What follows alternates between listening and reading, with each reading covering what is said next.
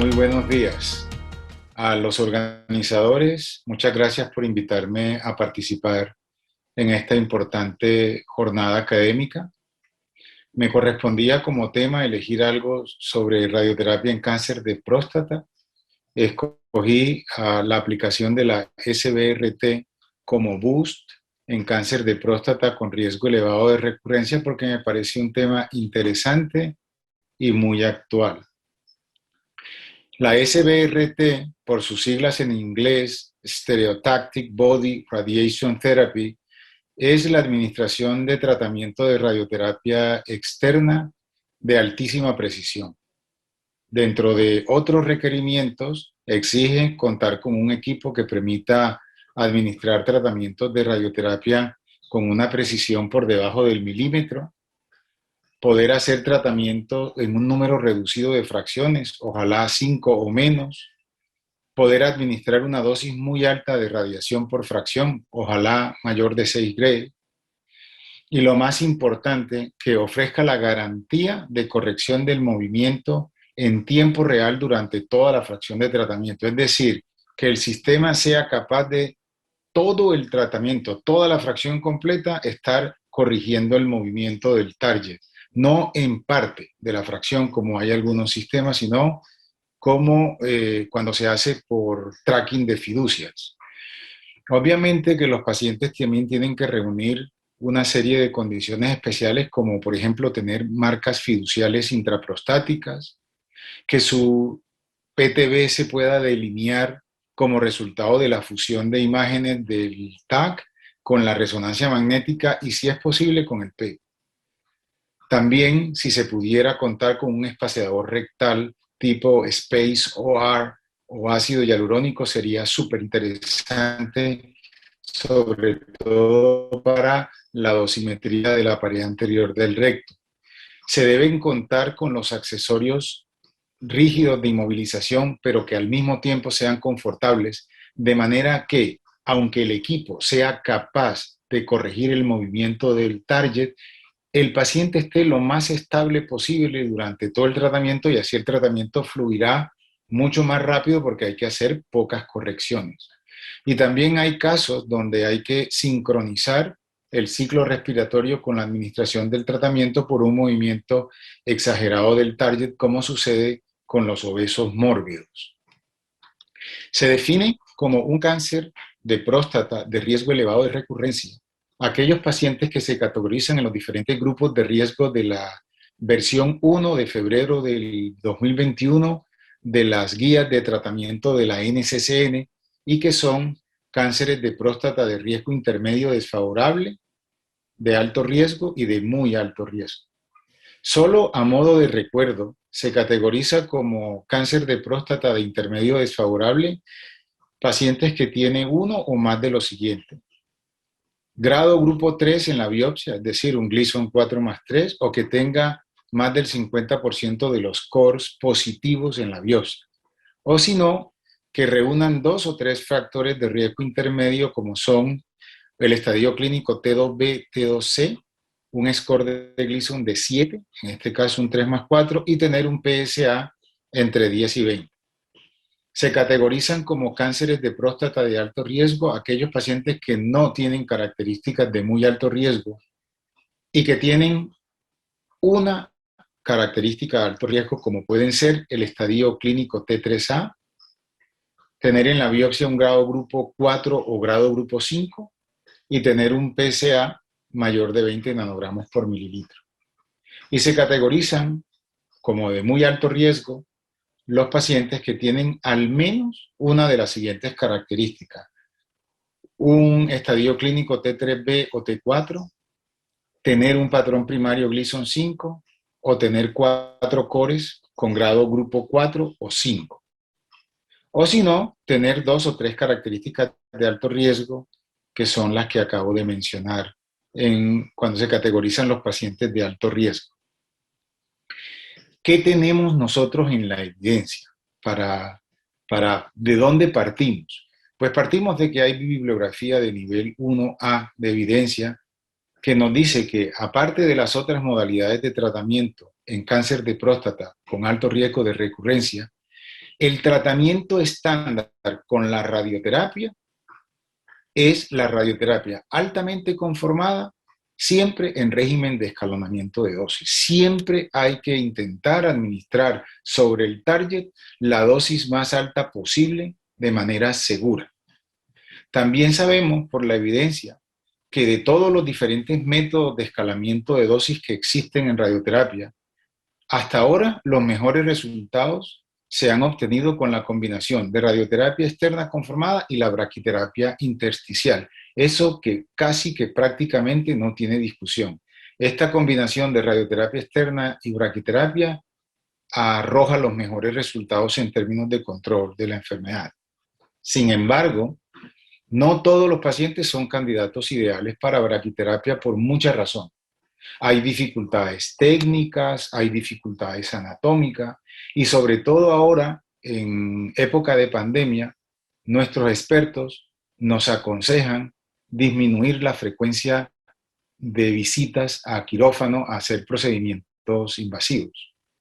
Además, la braquiterapia también tiene otra arandela y es que es un procedimiento médico extremadamente complejo, súper complejo que requiere manejo multidisciplinar que incluye la anestesia, la colocación de múltiples catéteres a través del periné, el concurso de manejo de especialistas en dolor y necesidad de hospitalizar pacientes por lo menos 24 horas.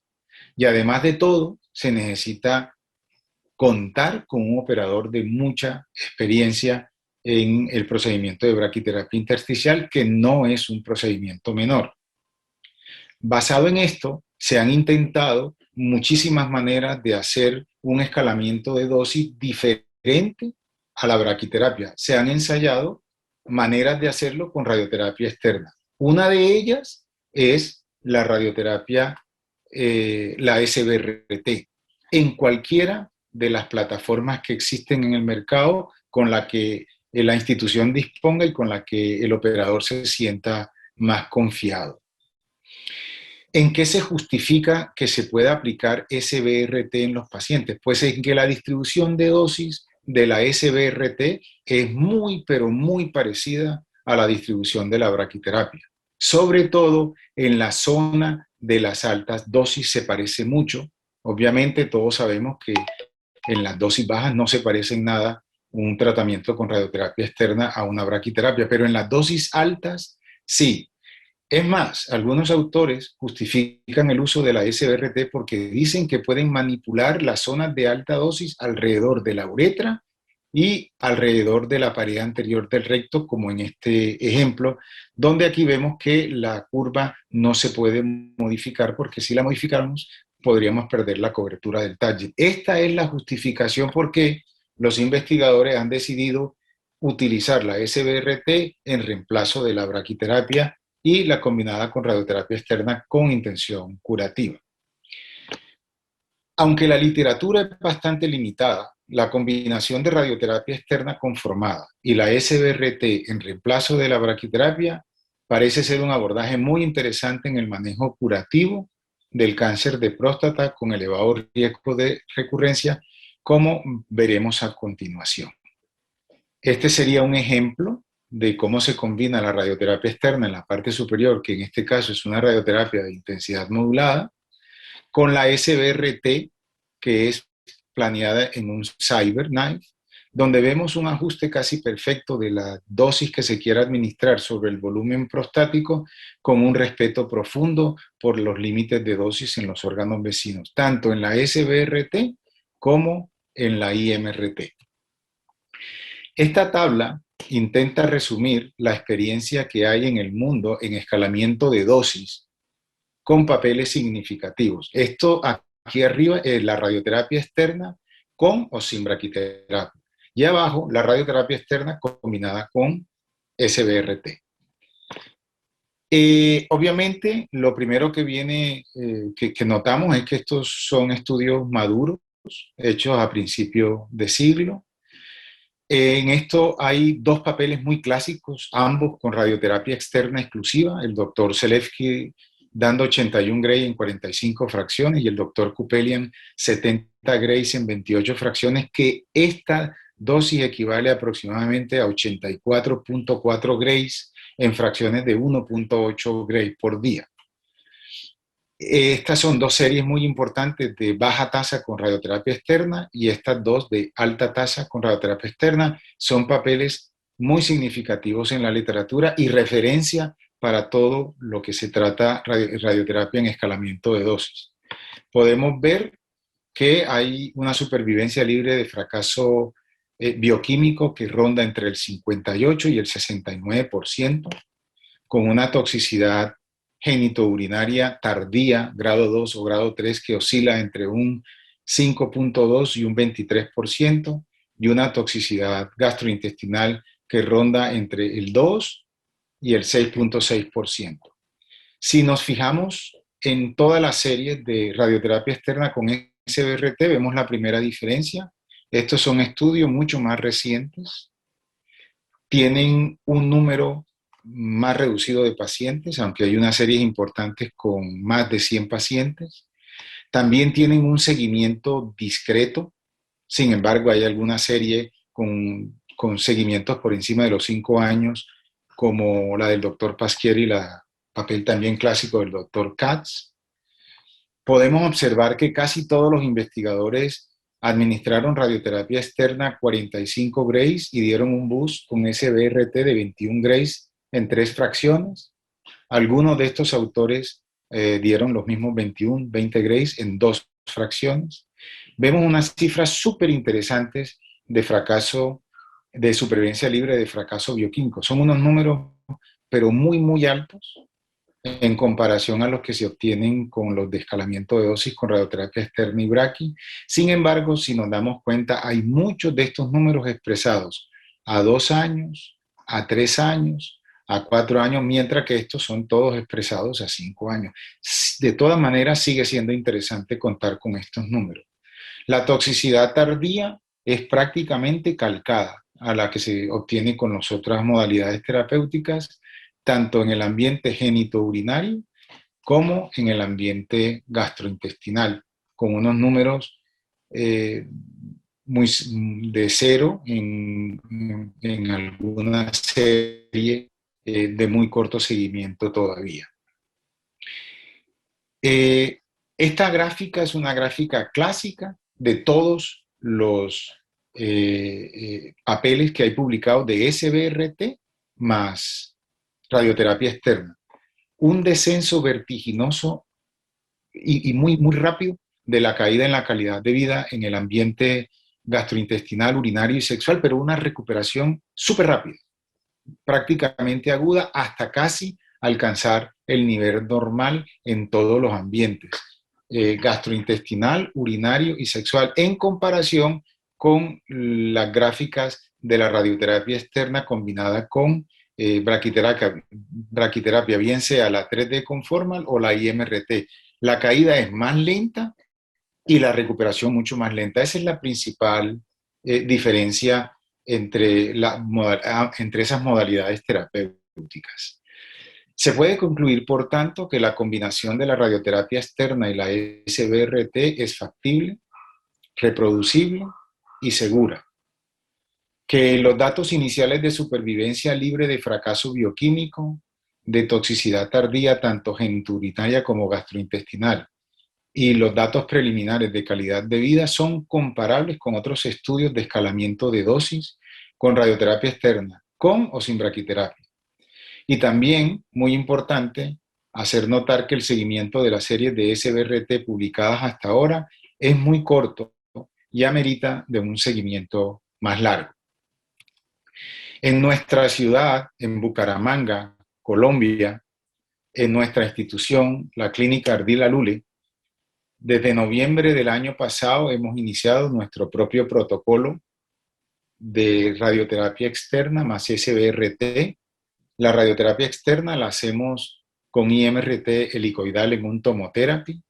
Administramos 46 Grays en 23 fracciones, con una cobertura muy ajustada al target, con distribución de dosis estupenda en el volumen que se quiere irradiar, respetando los órganos a riesgo como son vejiga, recto, intestino delgado, cabezas femorales y bulbo del pene, con unos tiempos bastante modestos, en este caso de 6 minutos. La SBRT la hacemos en un CyberKnife con un ajuste absolutamente perfecto al target, ¿sí? En tratamientos con CyberKnife. Utilizamos para ello lo que les comuniqué al principio. Nosotros utilizamos siempre la fusión de imágenes de TAC y resonancia magnética. Hacemos una función perfecta basada en marcas fiduciales. Colocamos en los pacientes el espaciador rectal, que en nuestro caso es el ácido hialurónico que se puede ver aquí. Aquí podemos ver también muy bien la columna de ácido hialurónico separando la próstata del recto. Hay una separación de aproximadamente 1,5 centímetros, lo que nos ayuda muchísimo en la dosimetría. Siempre hacemos el tratamiento guiado por imágenes en tiempo real, tal como aparece nuestra tecnóloga, permanentemente visualizando las marcas fiduciales, de manera que hagan un match perfecto como se ve en esta diapositiva. Hasta el momento tenemos 40 pacientes. Aquí podemos ver la distribución de dosis, que es muy importante que ustedes sepan que no solamente hay que mirar las dosis bajas, las dosis altas sobre el target, sino cómo es la distribución de las dosis bajas y qué tanto afectan los órganos vecinos, como por ejemplo en este caso los genitales. Hasta el momento tenemos 40 pacientes, 15 pacientes de riesgo intermedio desfavorable, 25 pacientes de riesgo alto y muy alto. Tenemos un seguimiento extremadamente corto, puesto que empezamos hace 3 meses. La toxicidad aguda que hemos observado en los pocos pacientes que han terminado el tratamiento es muy similar a lo que está descrito en la literatura, razón que nos anima para continuar adelante. Muchas gracias por su atención.